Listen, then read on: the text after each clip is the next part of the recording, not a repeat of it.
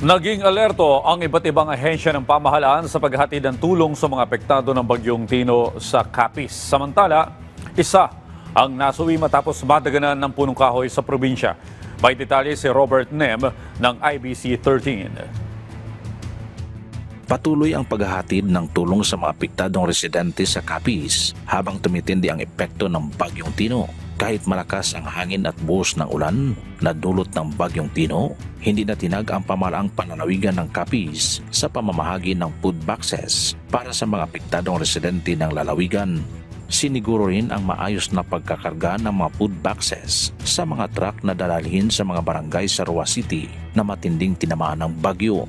Kasama rin ang mga miyembro ng Task Force Pagdumdum at ang Armed Forces of the Philippines, AFP, sa pagtulong at paghahatid ng mga supply ng pagkain.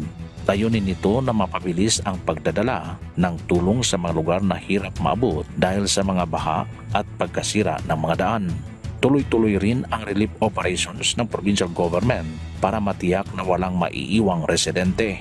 Base sa datos ng DSWD Region 6, umabot na sa 331 barangay sa Capiz ang apektado ng Bagyong Tino.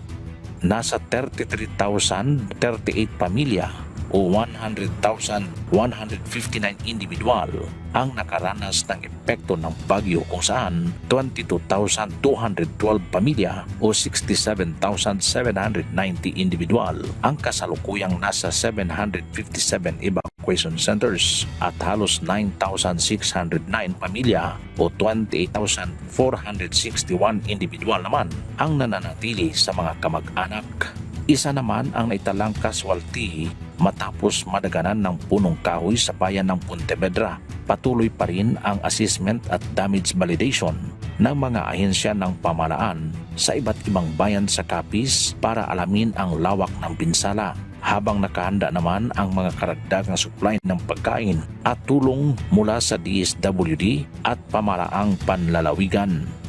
Para sa Integrated State Media, Robert Nem ng IBC.